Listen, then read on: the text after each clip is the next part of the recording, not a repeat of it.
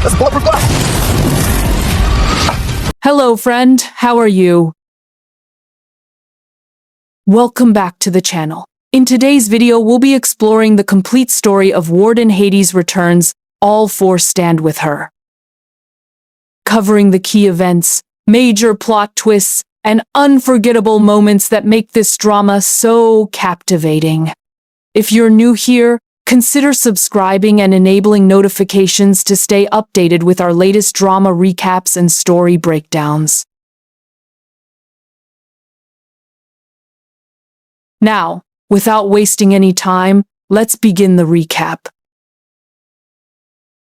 Deep in the heart of the most unforgiving international waters, shrouded by perpetual storms and jagged, treacherous rocks, lay the infamous Abyss Prison. It was not a place meant for rehabilitation or reflection. It was the absolute end of the line. The worst criminals on earth, mass murderers, warlords, financial terrorists, and cartel kings found themselves caged within its cold, damp stone walls. No country could control it. No international treaty had jurisdiction over it. For years, it was a chaotic, blood-soaked cesspool of the damned, a place where the strong devoured the weak. Until she arrived, they called her Warden Hades. She became the absolute ruler of the underworld, a sovereign of shadows who tamed the untamable. With an iron fist, lethal combat skills, and a chilling calm, she brought order to a fortress of madness. Deep within the darkest solitary block of the prison, the air was thick with the stench of fear and decay. A man, once a powerful and ruthless figure who had terrorized thousands on the outside,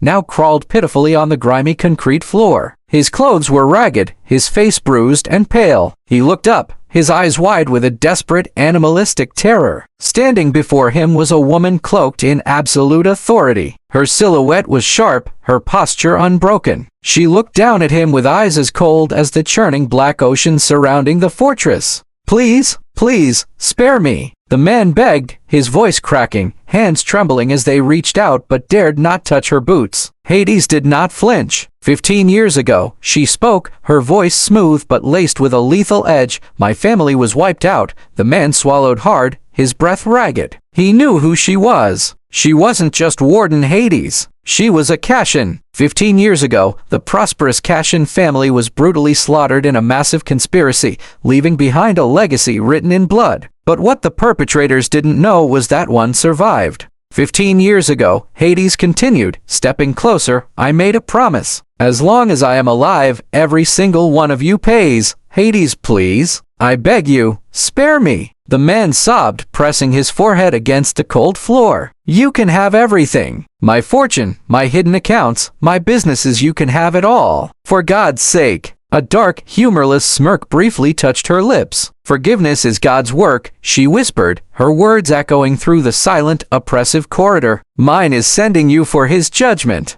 With a swift, final motion, the deed was done. Justice, in its most primal and unforgiving form, was served. Later, as she walked the steel catwalks of the prison, the hardened inmates parted like the Red Sea. Their eyes were cast downwards, too terrified to even meet her gaze. She walked into the warden's office, a sparse, heavily armored room overlooking the sea. A seasoned guard stood by the door, watching her pack a small tactical duffel bag. "You're really leaving here?" he asked, a mixture of awe and disbelief in his tone. Hades paused, looking out at the raging waters. 15 years ago, my family was slaughtered. I'm the only one who got lucky. I've spent years building my power, gathering resources, and punishing those responsible. But it's time I pay my dues." She slung the bag over her shoulder. "I spent 5 years in that orphanage. Everbright home. Susan. And those kids. They're all I have left. I've been gone long enough." She turned to face the guard, her eyes softening just a fraction,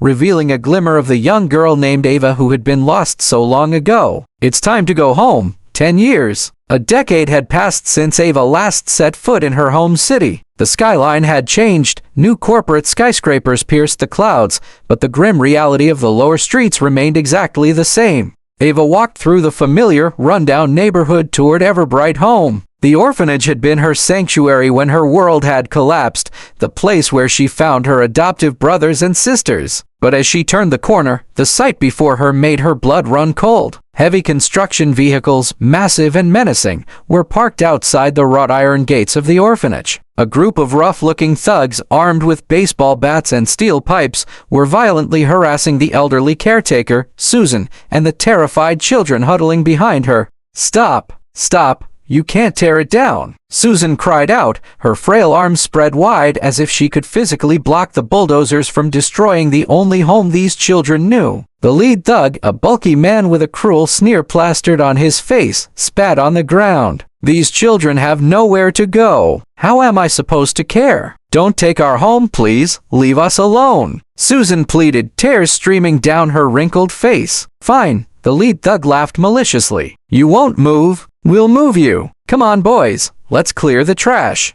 The thugs advanced, raising their weapons. The children screamed in terror. "Stop." The word was spoken softly, yet it cut through the noise of the revving engines and the shouting men like a razor. The thugs paused, turning to see a lone woman standing at the entrance. She wasn't carrying a weapon, but the dangerous aura radiating from her was suffocating. "Whoa, lady, are you a superhero?" whispered one of the young orphans, her eyes wide with innocent awe. The lead thug scoffed, cracking his knuckles and stepping toward Ava. "Who the fuck are you? Got some kind of death wish? I get it, pretty broad wants to play hero, huh? Let's see how pretty it gets around here when we mess up that face." Ava didn't blink. She slowly took off her jacket. "That is how you'll learn some respect," she said evenly. "Fucking bitch!" a thug roared, lunging at her with a heavy bat aimed at her head. In a blur of motion, Ava sidestepped the swing, grabbed the man's arm, and twisted it until a sickening crack echoed through the yard. The man dropped to his knees, screaming in pure agony. "That is how you'll watch your mouth," Ava said, kicking him squarely in the chest, sending him flying backwards into his comrades. "I will fucking kill you. And that's just 'cause I felt like it," the lead thug bellowed, his face turning red with rage. "You don't know who you're dealing with. What are you waiting for? Get her."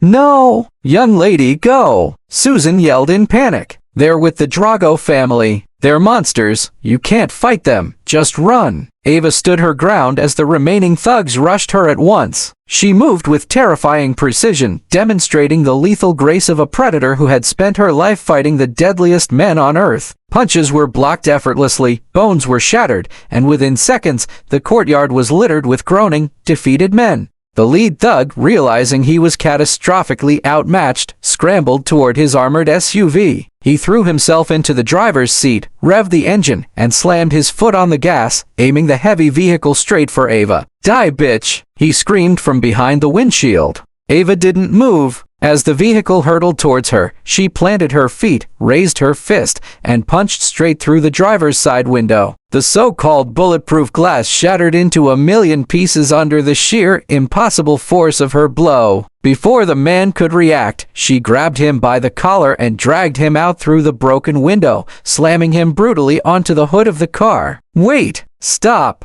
I fucked up!" "Okay." The thug squealed, all his previous bravado entirely gone. "Who sent you?" Ava demanded, her grip tightening around his throat, cutting off his air. Henry Drago. He's the heir. He wanted Bennett Stone, but he got rejected. So he was going to tear this place down and force him to cave." Ava's eyes narrowed dangerously. "Tell him, if he ever comes near this place again, he will lose more than an eye." She dropped the terrified man, who immediately scrambled away, shouting at his remaining conscious men to retreat. The vehicle sped off in a panic, leaving a cloud of dust behind. Susan slowly walked up to Ava, her hands trembling. "Thank you, miss. But next time, don't be so reckless. If anything should happen to you, it would devastate the people that love you." She paused, looking closely at Ava's face, her eyes misting over. You just remind me of my girl. She disappeared about 10 years ago." Ava turned to face the older woman. The hard, icy exterior of Warden Hades melted away, replaced by profound warmth and nostalgia. "It's me, Ava," she whispered softly. "I'm back," Susan gasped, her hands flying to her mouth. "Ava? Oh, you've grown. You are finally back. 10 years. We never stopped looking for you." She threw her arms around Ava, weeping genuine tears of joy. As they embraced tightly, Ava looked over at the children. "How is everyone? Where are the others?" Susan wiped her tears, a proud, watery smile breaking through. Everyone is all grown up now. Bennett Stone. He's the CEO of Stone Group. Ethan Brooks. He runs his own hospital. Chloe Davis. She's a big superstar now, 100 million followers. And Felix Reed. Well, we don't know what he does. He only sends money sometimes, doesn't say where he is or what he's doing. Susan gently patted Ava's cheek. They miss you, Ava. Go find them. The glass and steel monolith of the Stone Group headquarters towered over the city's financial district, a testament to sheer ambition and relentless drive. Standing across the street, Ava looked up at the gleaming spire. The corporate logo, polished and illuminated, reflected the afternoon sun. Stone Group, Ava murmured to herself, a faint proud smile tugging at the corners of her lips. This must be it. Looks like Bennett did well for himself. She knew the history, even from within the dark, isolated walls of Abyss Prison. Bennett Stone had built this empire from the ground up, pushing Stone Group into the top 100 global enterprises in just 2 short years. But absolute success often breeds absolute envy. Bennett had crossed the wrong people, the notorious Drago family.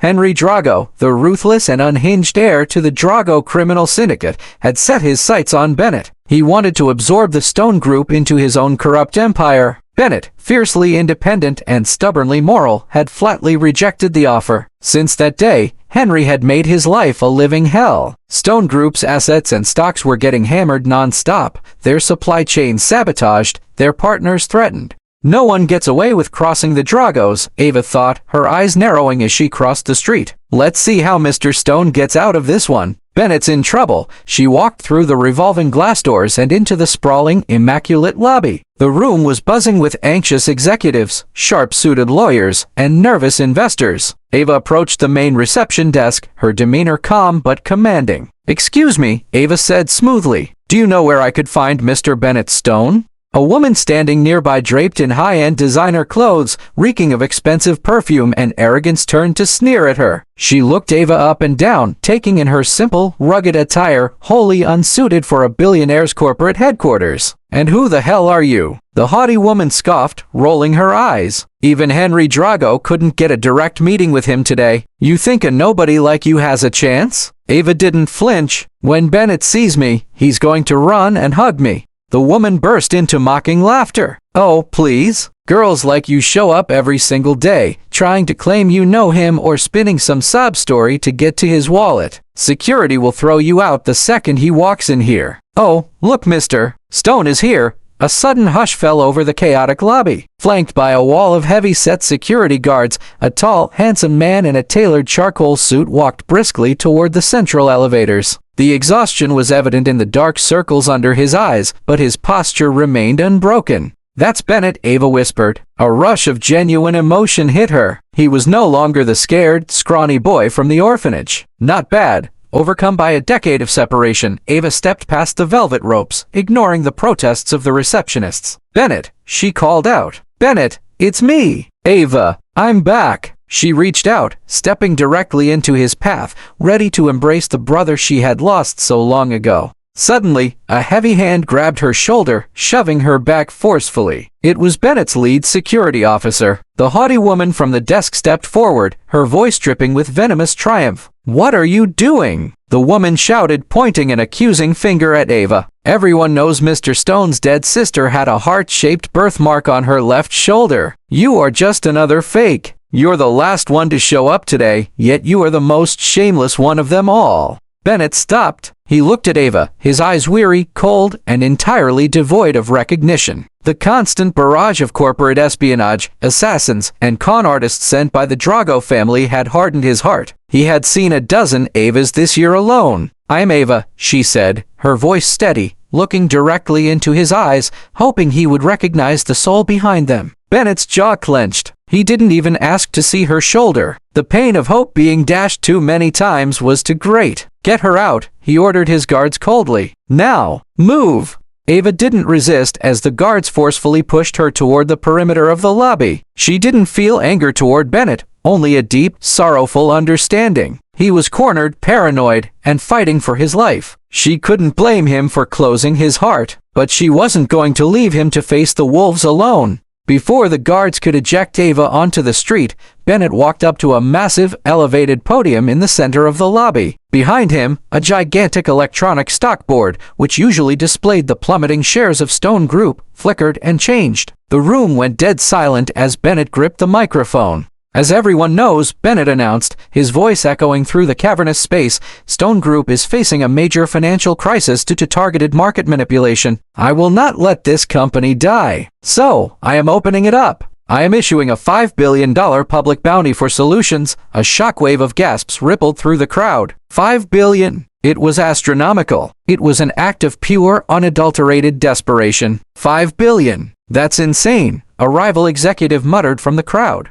I have divided the crisis into 5 sectors, Bennett continued, pointing to the massive electronic board as it lit up with data. Finance, tech, medical, energy, and security. Each sector will be divided into specific tasks. There are 10 tasks per sector, ranked from level B to triple SSSS. Every time you level up in difficulty, the payout multiplies by 10, the board illuminated, listing the 50 tasks in glowing red text. The stakes were monumental. 10 times? Whispered an investor nearby. He's going all in. I mean, I can handle maybe a level B finance task, but going against the Drago family for the security tasks? This is suicide. While the crowd murmured in fear, debating the sheer impossibility and danger of the bounty, a lone figure walked up to the interactive terminal at the base of the giant screen. Ava easily bypassed the distracted security guards. Without a second of hesitation, her fingers began flying across the holographic keyboard. The crowd fell silent, turning their heads toward the terminal. The haughty woman from earlier gasped, her jaw practically hitting the floor. She's insane. She just accepted every triple S task. She took all the double S and S level tasks too. A man shouted in disbelief. What kind of an idiot are you? Don't you know you have to sign a binding contract? If you fail, you'll owe massive penalties. Ava ignored them. The terminal chimed continuously. She's screwing with us. A furious board member yelled. Enough! Enough! Bennett, who had been watching in stunned silence, finally snapped out of his shock. He stormed down from the podium, marching right up to Ava. You think you can pretend to be my sister just because you share her name? Bennett demanded, his voice shaking with a mixture of rage and grief. I'm warning you, this is not a game. Ava finally stopped typing. She looked up at him, her eyes softening. Bennett, I'm not joking. I am here to help you. Before Bennett could respond, the giant electronic board flashed a blinding green light. The lobby erupted into absolute chaos. Once you accept, you'll only have an hour to complete all those tasks. An analyst screamed over the noise. Forget whether or not you're capable. Even if you were a god, how could one person complete 50 elite tasks at the same time? The digital terminal in front of Ava projected a glowing contract. A senior lawyer rushed forward, waving his hands frantically at Ava. These tasks require elite-level, global expertise. And even with that, some of them are nearly impossible. The triple S level task is to locate Ava Cashin. Hundreds of the world's top detectives have spent the last decade trying to find her and found nothing. And the triple S level security task? It's a debt collection against the Drago family. You'd be walking into a compound filled with violent criminals. You could die. Ava calmly read the glowing text of the digital contract. She didn't bat an eye at the impossible clauses or the lethal penalties. She turned to the lawyer and then looked past him, directly at Bennett. Relax, Ava said, her voice completely devoid of fear, radiating the chilling confidence of the Abyss Overlord. Wait for me here. I'll be back soon. She pressed her thumb against the digital scanner. Without another word, Ava turned on her heel and walked out of the glass doors, her silhouette disappearing into the bustling city streets. In the lobby, the haughty woman crossed her arms, a cruel, vicious smile spreading across her face. Wait, nobody leave. Let's stay right here and see this badass get publicly wrecked in exactly 1 hour. That's the Drago family she's going after. You get in alive. You don't get out alive. Back inside the grand lobby of the Stone Group headquarters, the tension sparked by Ava's impossible wager hadn't even begun to settle before the massive glass doors swung open once more. A chilling silence instantly suffocated the room. Strolling in with the arrogant swagger of a man who believed he owned the world was Henry Drago. He was flanked by half a dozen heavily armed, brutal-looking bodyguards. Henry wore a custom-tailored suit that barely masked the vicious, unpredictable predator underneath. He looked around the chaotic, busy room with a dark, mocking grin. "Busy room," Henry drawled, his voice carrying effortlessly over the dead silence. "What are you all doing here?" He locked his gaze on Bennett, who was still standing near the terminal, his fists clenched in white-knuckled fury. "I heard you put out a big money bounty," Henry continued, a wicked smirk playing on his lips as he sauntered closer. "Thought I'd come see for myself. See if there was actually anybody stupid enough to take it." Bennett stood tall, refusing to let his exhaustion show. "Then you're too late. Someone already did. It's a big city, Henry. Not everyone is scared of your family." Henry threw his head back and laughed, a harsh, grating sound. He stepped up to the massive electronic board, his eyes scanning the name pulsing in bright red letters next to every single task. "Ava Cashin." "Stop," Henry wheezed, wiping a fake tear from his eye. "Ava Cashin? The dead sister you've been looking for? Oh God, man, come on. This is so pathetic. What are you doing? You're so desperate you're running around chasing ghosts? Is that it?" Bennett's jaw tightened, his eyes burning with hatred. "Keep her name out of your mouth. You know, that reminds me," Henry said, casually waving a hand dismissively. "There was this bitch down at the orphanage today, giving my boys a hell of a time, trying to ruin my business. So, I already had to put a bounty out on her head." Bennett's blood ran cold. "The orphanage? Everbright. You went after Everbright?" Bennett snarled, stepping forward, his corporate composure finally breaking. "You're damn right I did," Henry sneered, stepping into Bennett's personal space, his voice dropping to a menacing hiss. "And I'm going to cut off her hands, feed them to her myself, and make her the example of what happens when you fuck with Henry Drago." Henry mockingly reached out and patted Bennett's cheek. "And I would advise you to do the same, Benny boy, because I would really hate for anything to happen to this pretty little face." "What are you waiting for?" Bennett roared at his security team. "Throw him out." The Stone Group guards hesitated, intimidated by the heavily armed Drago thugs. Henry laughed maniacally. "Fuck you, Will. Oh, forget who signs your paychecks, boys. You see, Ben, these are practical people. They know who really runs this city." Henry's smile vanished, replaced by pure malice. "But now I'm wondering, how long can you really protect that precious family of yours, huh? Unless you fucking threaten my family." Bennett lunged forward, but Henry's guards instantly grabbed him, pinning his arms behind his back. "I still love it when you get so fired up like this, Bennett," Henry taunted as Bennett struggled violently against the massive brutes holding him. "Let me go! Let me go!" Bennett shouted, fighting with everything he had, but the guards forced him down, kicking the back of his knees until he was forced onto the polished marble floor. "You see?" Henry whispered, leaning down to look Bennett in the eyes. "Did you ever think this was going to happen when you got rid of me? You know why I'm doing this? Because I want to see that disgusted look on your face while you're on your fucking knees in front of my power. Humiliated. Knowing I can do whatever the fuck I want." Miles away from the corporate warfare of the Stone Group, Ava stood in a dark, secluded alleyway. The countdown timer on her watch read 54:00.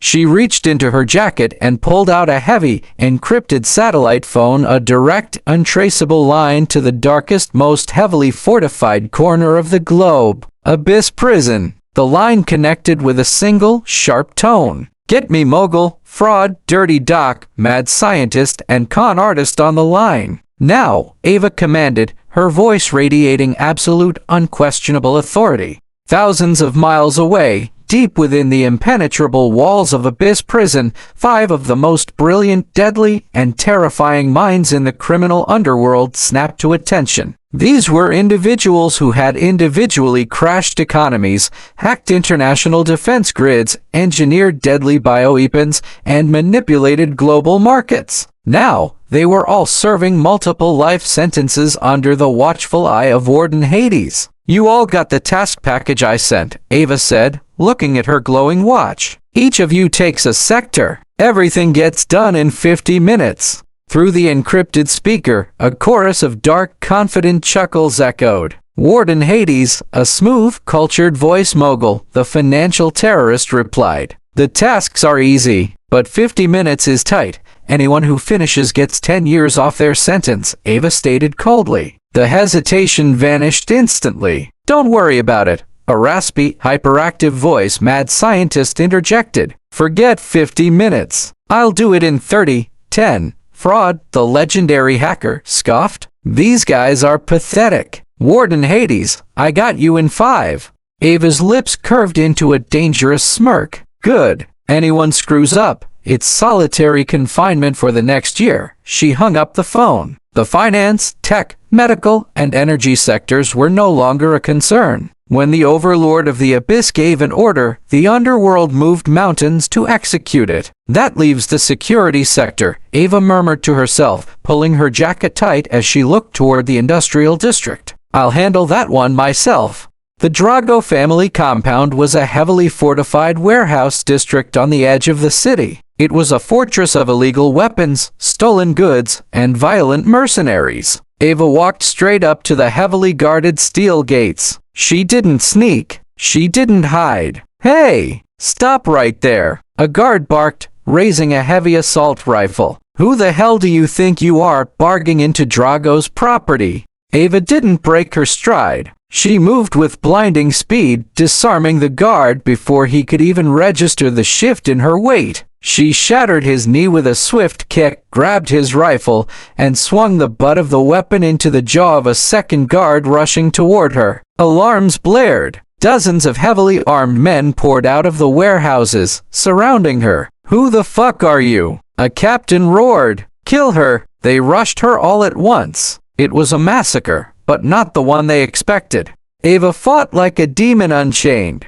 She used their momentum against them, breaking arms, snapping ribs, and neutralizing the deadliest men in the city with terrifying, surgical precision. Within 2 minutes, the courtyard was a graveyard of groaning, incapacitated thugs. The few remaining elite enforcers, realizing bullets and brawn were useless, dropped their weapons, terrified. Ava stepped forward, grabbing the highest-ranking enforcer by the collar and throwing him onto the hood of a nearby truck. They told you so, Ava said coldly, staring down at the bruised and bloodied men. You either start paying or dying. Handle these tasks for me, and tell the other players to lay off Stone Group. The enforcer spat blood, glaring at her defiantly. Why the hell would we take orders from you? Ava reached out, her hand glowing under the harsh security lights. On her index finger rested a heavy, dark metal ring etched with a terrifying, ancient insignia. The enforcer's eyes widened in absolute horror. All the color drained from his face.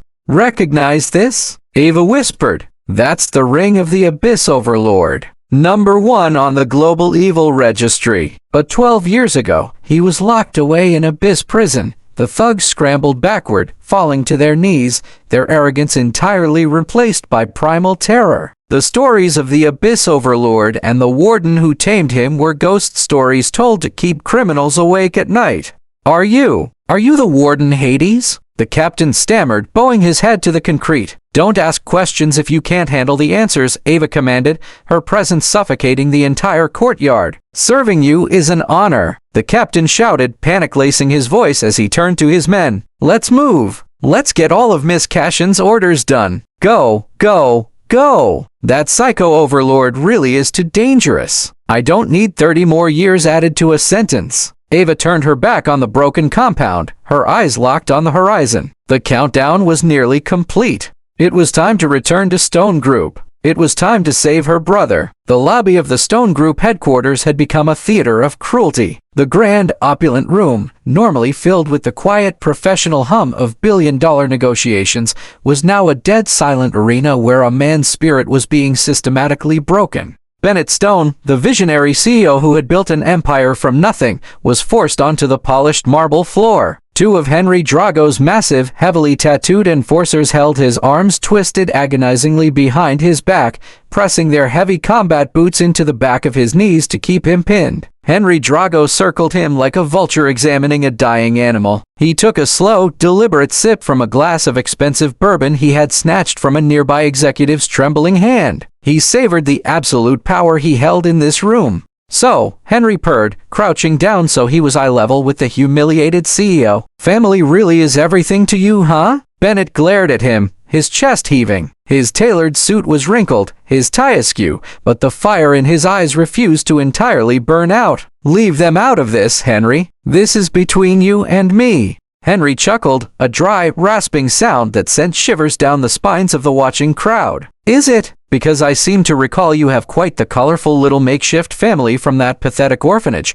Henry tapped his chin in mock thoughtfulness. "Wait, don't you have two younger brothers? Ethan, the little doctor, and Felix. Wherever he is, are they as fine as you? Maybe I should pay them a visit next. Introduce them to my boys." Bennett's breath hitched. The fire in his eyes flickered, instantly replaced by a deep, hollow panic. The corporate warfare, the lost billions, the public humiliation, he could endure all of it. But the thought of Henry Drago's violent cartel touching his brothers, his family, it shattered his resolve in an instant. "Please," Bennett's voice cracked, the word tearing itself from his throat. He stopped struggling against the guards. His head dropped. "Please, don't touch them." A collective gasp echoed through the lobby. The arrogant, untouchable Bennett Stone had just folded. Henry stood up, throwing his arms wide, soaking in the despair radiating from his broken rival. "Hear that, everyone?" he bellowed, his voice bouncing off the high glass ceilings. "The great Bennett Stone is begging me." The haughty woman from the reception desk, standing safely behind a pillar,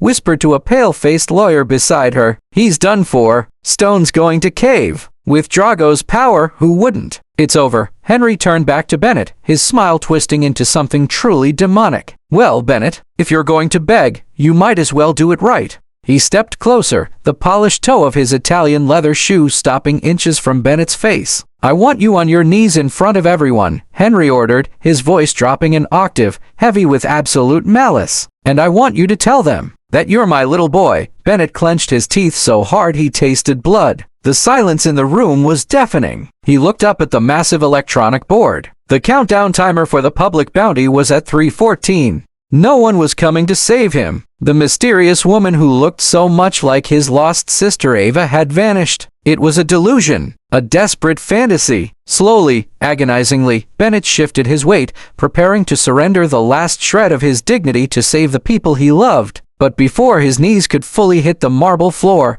the giant electronic stockboard behind the podium erupted in a blinding flash of golden light. A massive digitized chime shook the very foundation of the lobby. The sound was so jarring that Henry Drago flinched, stepping back. The crowd erupted into absolute pandemonium. "What?" a rival executive screamed, shoving his way to the front of the crowd to stare at the board. "3 billion? In 45 minutes? That's impossible. Who the hell authorized that?" Before anyone could process the shock, the board flashed again, changing from red to a brilliant, undeniable green. The numbers on the giant screen began to spin wildly. Stone Group's stock, which had been plummeting into the abyss for months, suddenly halted. Then, it ticked upwards. And then, it skyrocketed.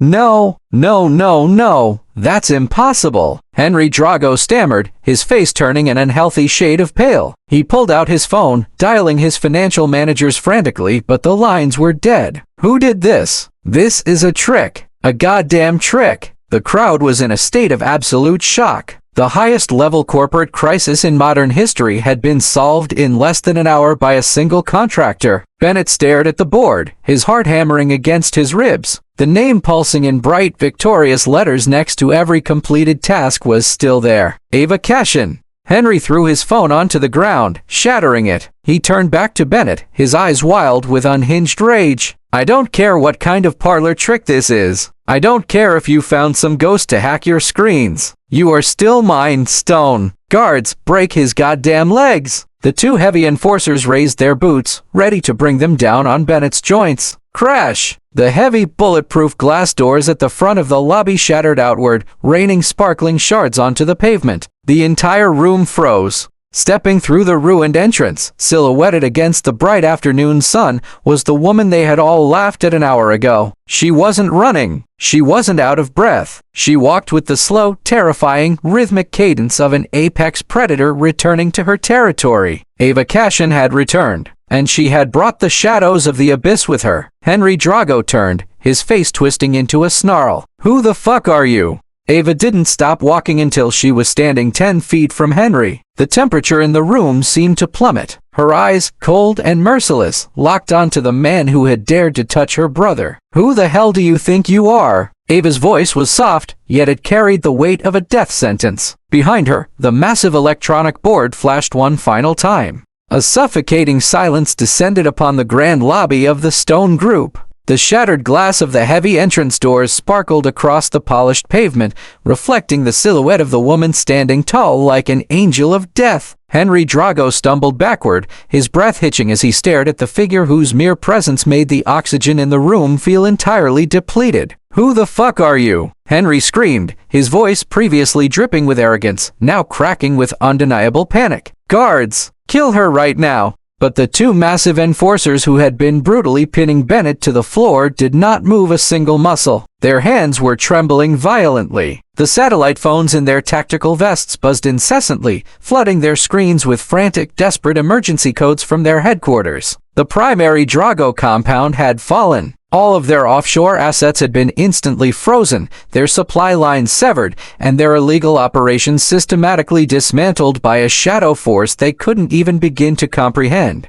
Ava walked forward, her footsteps echoing with a heavy, rhythmic finality against the cold marble floor. "I warned your men at the orphanage today," Ava spoke, her voice eerily calm yet lethal enough to freeze the blood in their veins. "I told them that if you ever came near that place again, you would lose much more than an eye." Hearing those exact words, the captain of Henry's guard suddenly locked his eyes onto the heavy, dark metal band resting on Ava's right hand, the ring of the Abyss Overlord. The burly man's face drained of all color. He dropped his assault rifle, the heavy weapon clattering loudly against the marble. Without a second of hesitation, he threw himself to his knees, pressing his forehead flat against the floor. One by one, every remaining Drago thug in the room followed suit, shivering in absolute terror. "Mercy, Warden Hades! We didn't know. We had no idea the Stone Group was under your direct protection," the captain begged, his voice muffled by the floor. For criminals of their caliber, facing the international authorities meant a chance at a trial. Facing Warden Hades, the absolute ruler of the underworld, meant a guaranteed, agonizing end. Henry stared at his own men with wide, uncomprehending eyes. "What the hell are you doing? Stand up!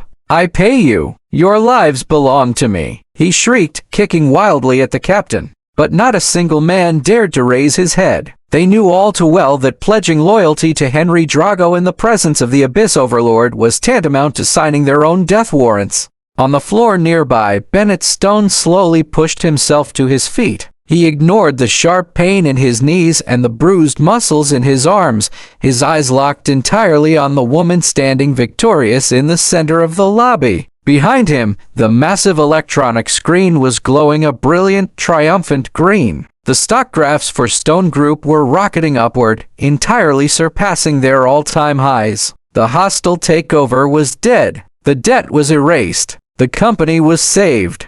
"Ava," Bennett whispered, his voice trembling under the weight of a decade of buried grief and extinguished hope. He looked at the way she moved, the way she commanded the room, but more importantly, he looked into her eyes. Beneath the cold, hardened exterior of a warrior, there was a profound, familiar warmth reserved only for him. This was not an imposter. This was not a corporate spy sent to manipulate his shattered heart. This was his little sister, the girl he had promised to protect at Everbright Home, returning not as a victim, but as a queen. Ava turned her gaze to Bennett. The icy glare that had brought the criminal underworld to its knees melted away, replaced by a radiant, genuine smile. "I'm home, Bennett," she said softly. "I'm sorry I made you wait so long." Henry Drago, realizing his empire was gone and his power evaporated, let out a desperate, animalistic snarl. He lunged toward the dropped rifle on the floor, hoping for one final act of vengeance.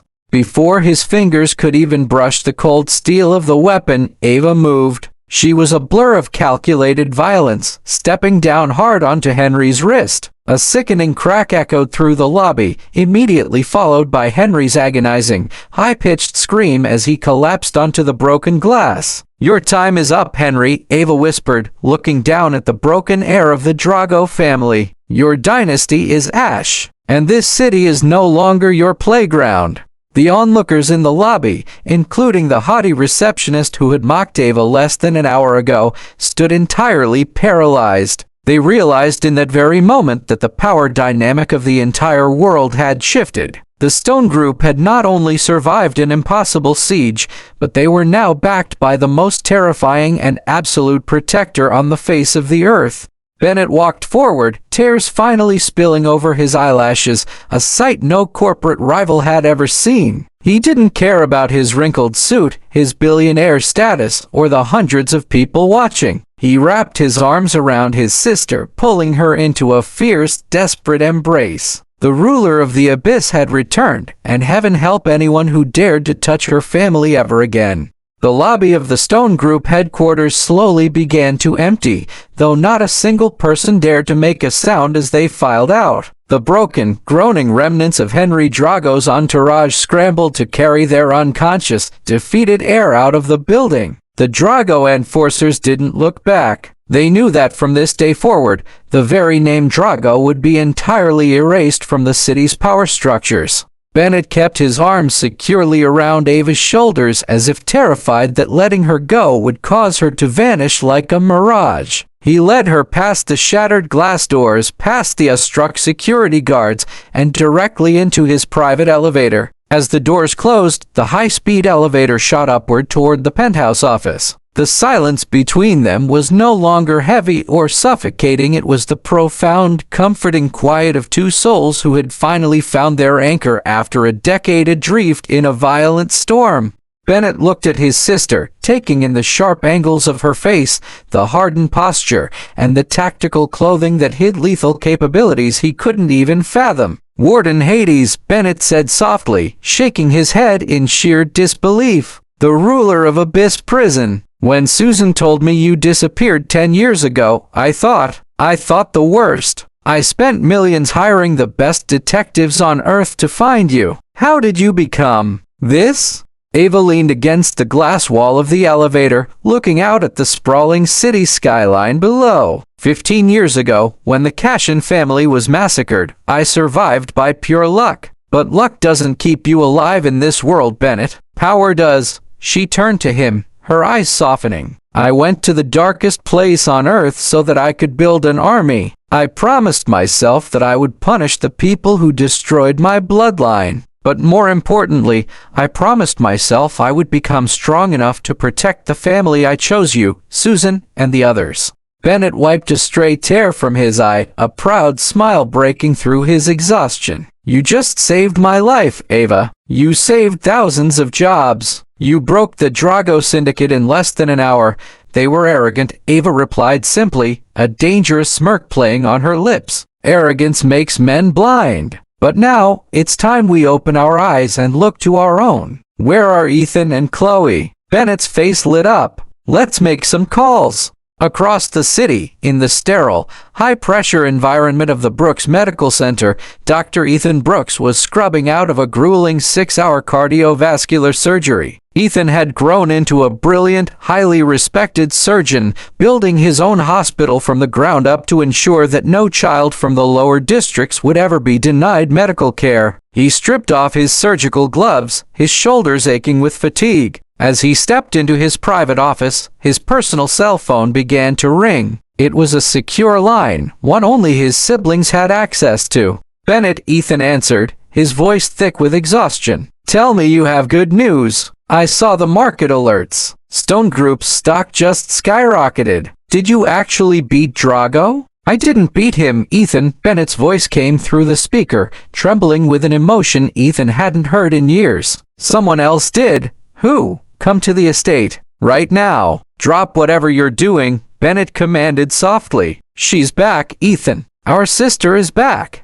Ethan's phone slipped from his hand, clattering onto the desk. His heart skipped a beat. Without bothering to change out of his scrubs, he sprinted out of his office, ignoring the confused shouts of his head nurses as he bolted for the parking garage. Meanwhile, in a glittering, neon-lit studio downtown, pop superstar and global icon Chloe Davis was surrounded by a sea of flashing cameras and shouting directors. With over 100 million followers, Chloe was the undisputed queen of the entertainment industry. She possessed an angelic voice and an untouchable, glamorous aura, but behind her bright smile lay a deep, lingering sorrow for the sister she had lost. She was in the middle of a high-stakes fashion shoot when her manager handed her a buzzing phone. "Chloe, you can't take this now. We are losing the lighting," her manager hissed. Chloe glanced at the caller ID. It was Bennett. She held up a hand, silencing the entire room with a single gesture,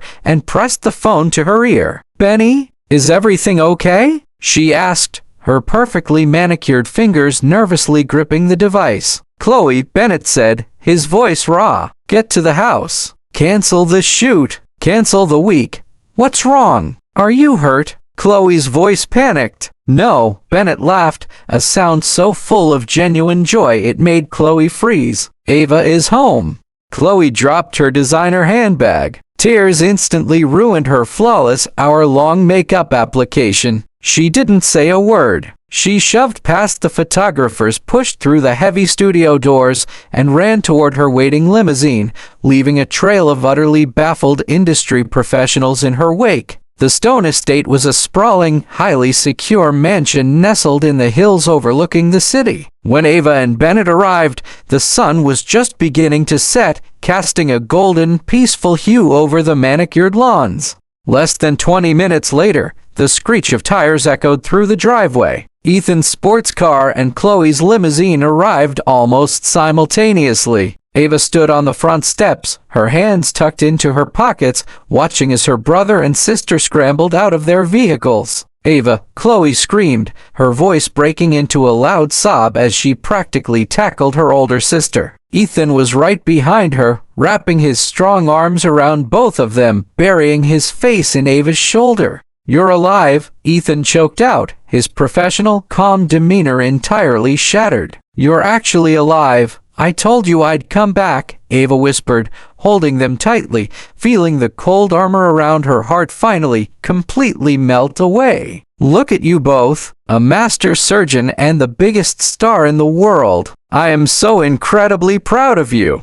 They moved inside the grand living room, the air buzzing with a decade's worth of stories, tears, and laughter. Bennett poured drinks, Chloe refused to let go of Ava's hand, and Ethan excitedly recounted how he had funded Everbright Home's new medical wing. For the first time in 15 years, the hollow void in their family felt almost entirely healed. Almost. As the evening settled, Ava stood by the grand fireplace, swirling a glass of amber liquid. She looked at the three of them, her sharp, analytical mind ticking. "Susan told me something earlier today," Ava said, the room quieting down to listen to her. "She told me about Felix. She said Felix Reed only sends money sometimes. No return address. No explanations of what he does or where he is." Bennett frowned, setting his glass down. "It's true. Felix disappeared a few years after you did. We receive untraceable wire transfers into the Everbright accounts every few months. Massive amounts. But whenever my tech guys try to trace the routing numbers, they hit a dead end. It's like he's a ghost." "No one is a ghost," Ava stated firmly, her eyes darkening with the familiar, calculating glint of Warden Hades. "Not to me. If he is hiding, it means he is running from something. Or hunting something." She pulled out her encrypted satellite phone, the heavy device looking entirely out of place in the luxurious living room. "You're going to find him?" Ethan asked, leaning forward. "I have the greatest intelligence network on the planet at my fingertips," Ava said, tapping a series of commands into the device. "The Abyss sees everything. We have our company back. We have our home back. Now, it's time we bring our brother home." She hit send, dispatching an invisible army of the world's most dangerous hackers and trackers to scour the globe. "Get ready," Ava said, looking at Bennett, Ethan, and Chloe. because whoever Felix is tangled up with is about to learn exactly what happens when you mess with our bloodline. The grand living room of the Stone estate was dead silent as the siblings waited. Hours bled into the night. Bennett paced by the floor-to-ceiling windows, Ethan nervously tapped his fingers against his knee, and Chloe sat close to Ava, drawing comfort from her unshakable calm. Suddenly, the heavy satellite phone resting on the mahogany coffee table buzzed. Ava picked it up instantly, pressing it to her ear. Report. Thousands of miles away, sitting in a dark, heavily fortified cell glowing with the light of a dozen hacked monitors, Fraud, the underworld's most notorious hacker, smirked. Warden Hades, you gave me a real challenge this time. Fraud's raspy voice echoed through the encrypted line. Your brother, Felix Reed. He isn't just hiding. He's been systematically dismantling the shadow banking network of the European elite. The kid is a ghost, a lethal phantom. But ghosts leave digital ripples. I found him. Where? Ava demanded, her tone shifting from sisterly warmth to the icy edge of the Abyss Overlord. An abandoned industrial sector on the outskirts of Prague. But you have a problem, boss. He's not alone. He tripped a wire on a heavily armed mercenary outfit, the Blackwood Syndicate. They have him pinned down in an old steel mill. He's outgunned, outmanned, and out of time. If you want him breathing, you have exactly 6 hours before they level the entire block. Ava's eyes darkened, a terrifying storm brewing within them. The Blackwood Syndicate. She knew that name. They were a splinter faction of the exact same conspiracy that had wiped out the Cashin family 15 years ago. Felix hadn't just been running, he had been hunting the monsters who broke their family. He had been fighting her war. Send me the coordinates, Ava ordered. And prep the Abyss transport, already done. A stealth jet is waiting at the private airstrip, Fraud replied.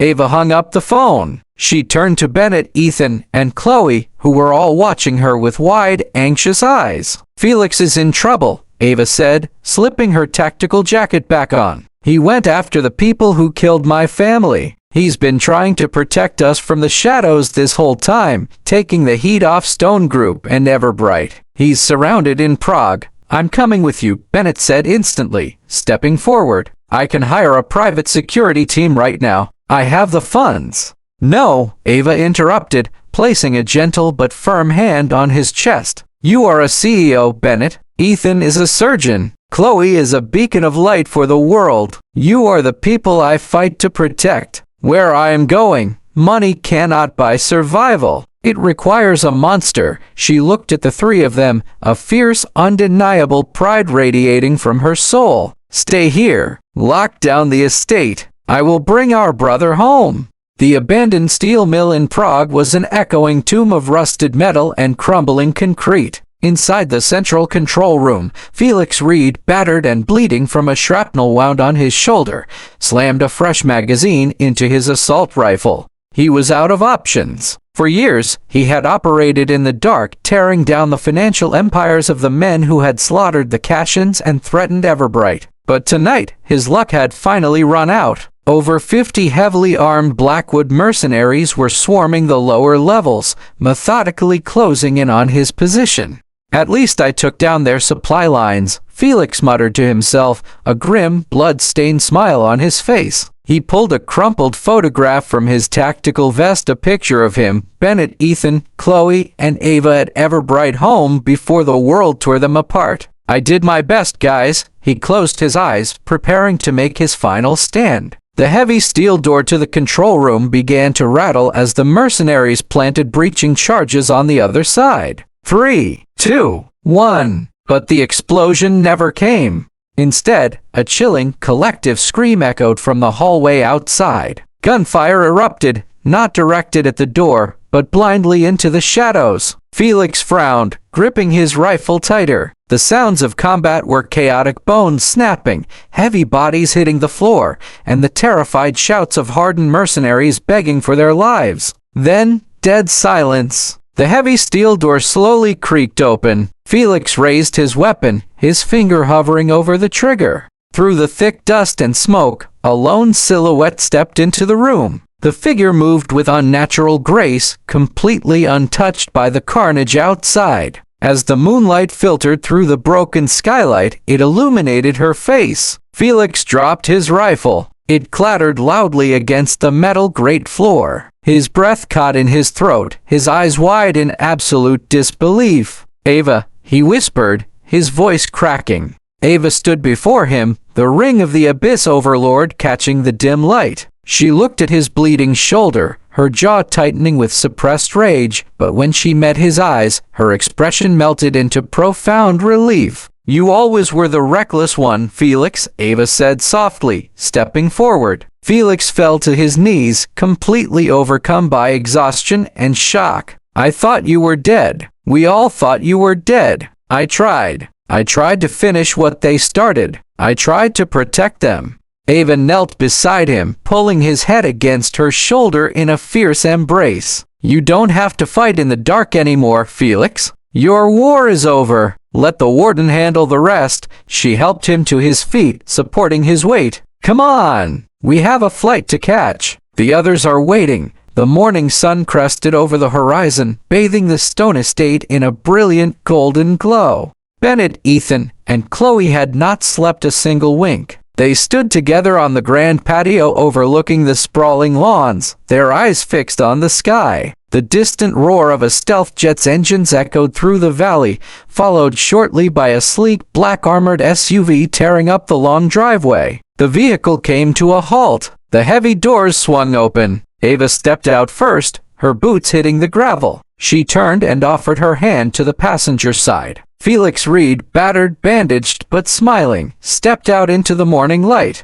"Felix!" Chloe screamed, rushing down the marble steps. She threw her arms around him, completely ignoring the dirt and blood on his tactical gear. Ethan was right behind her, laughing through his tears as he checked Felix's bandages with the instinct of a seasoned doctor. Bennett walked down the steps slowly, his hands in his pockets, overwhelmed by the sight before him. He pulled Felix into a tight, brotherly embrace. "You idiot," Bennett choked out. "You've been sending us money for years, fighting a war across the world, and you never called." Felix laughed, leaning against his older brother. "I had to keep you guys clean. If they knew I was connected to Stone Group, they would have leveled the company." "They tried," Ethan interjected with a smirk. "But they didn't realize who our big sister grew up to be." The four siblings turned to look at Ava. She stood a few paces back, watching them with a quiet, profound peace she had not felt since she was a little girl in that orphanage. The ghosts of the Cashin massacre had finally been laid to rest. The debt of blood was paid. The Abyss had served its purpose. Ava walked up the steps, standing beside them. For the first time in 15 years, the family was whole. "The world is a dark place," Ava said, her voice carrying the unyielding weight of her legacy, but filled with a new, unbreakable light. "There will always be people like Henry Drago. There will always be monsters trying to tear down what good people build." She looked at Bennett, the visionary leader. She looked at Ethan, the healer. She looked at Chloe, the icon of hope. And she looked at Felix, the silent protector.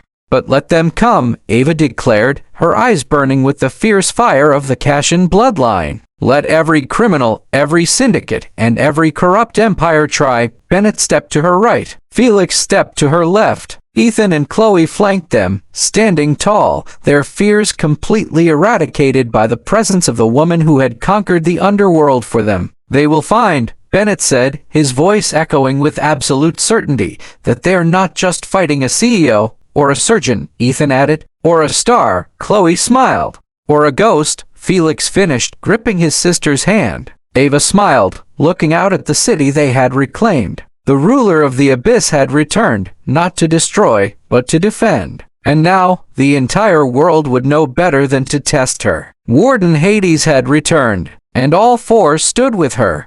A month had passed since the night the Drago Syndicate was wiped from the face of the earth. The criminal underworld of the city, once a chaotic web of extortion and violence, was now completely paralyzed. Rumors had spread like wildfire. A new absolute authority had claimed the city. They didn't know her face, but they knew her symbol. Anyone who dared to cross the Stone Group or look twice at the Brooks Medical Center found themselves visited by shadows who were the mark of the Abyss. But for Ava Cashin, the true victory was not the submission of the criminal empires. It was the laughter echoing across the courtyard of Everbright home. The rusted wrought iron gates were gone. In their place stood heavily reinforced, state-of-the-art security barriers disguised as elegant stonework, designed by the top architects at Stone Group. The old, decaying building had been completely renovated into a sprawling, modern sanctuary for the children. Ava sat on a wooden bench beneath a massive oak tree, watching as a dozen kids chased each other across the freshly manicured lawn. Beside her sat Susan, the elderly caretaker, who looked 10 years younger now that the crushing weight of debt and fear had been lifted from her shoulders.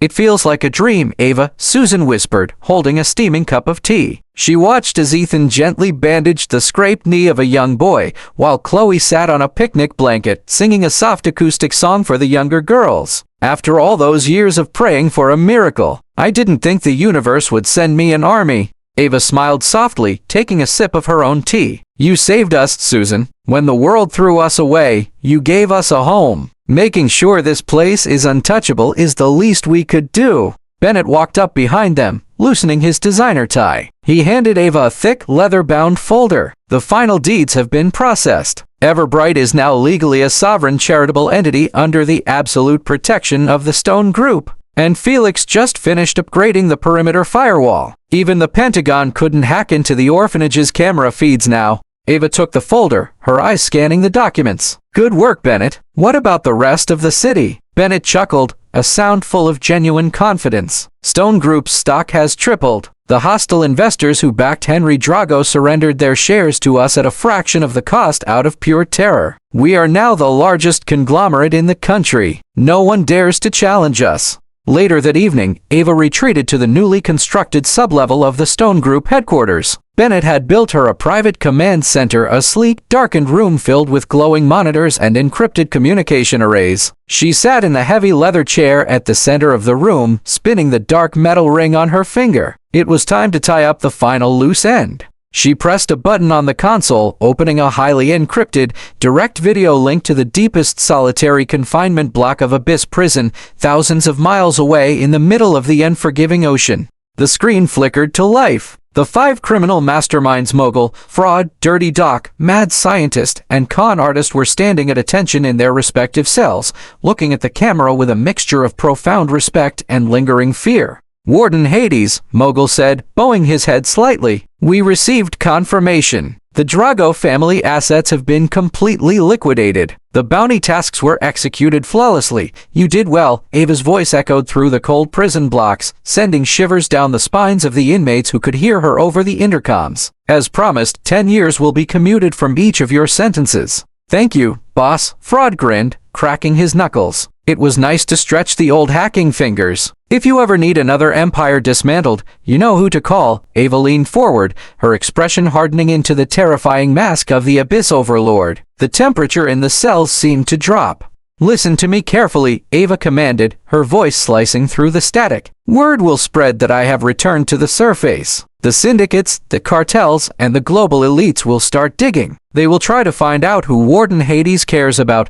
The criminals on the screen swallowed hard, their bravado vanishing. "Send a message through every underground channel, every dark web forum, and every prison yard," Ava continued. "The Stone Group, Everbright Home, and the Cashin bloodline are under the absolute, eternal protection of the Abyss. If anyone, be it a street thug or a foreign king, dares to threaten my family, I will not send lawyers. I will not send the police." Ava raised her hand, the heavy ring gleaming in the monitor's light. "I will bring the Abyss to their doorstep, and I will drag them down into the dark myself. Is that understood?" "Crystal clear, Warden," Mogul replied instantly, wiping a bead of sweat from his forehead. "The underworld will know. The Cashins are untouchable." Ava terminated the connection. The screens went dark, leaving the command center in a peaceful, quiet dimness. She let out a long, slow breath, feeling the tension of the past 15 years finally leave her muscles. The war was over. The revenge was complete. The innocent were protected. The heavy steel door of the command center hissed open, and Felix poked his head in. "Hey, boss," Felix smiled, leaning against the doorframe. "Chloe is forcing us all to have a family dinner at the estate. She even made Ethan put away his medical journals for the night. You coming?" Ava looked at her younger brother. She thought of the cold, damp walls of Abyss Prison, the violence, the endless struggle for power, and the blood she had spilled to get back to this exact moment. She stood up, leaving the encrypted phone and the dark ring resting on the console desk. "I'm right behind you, Felix," Ava smiled, walking toward the light of the hallway. For the first time in a decade, Warden Hades wasn't needed. Tonight, she was just Ava, and she was finally home.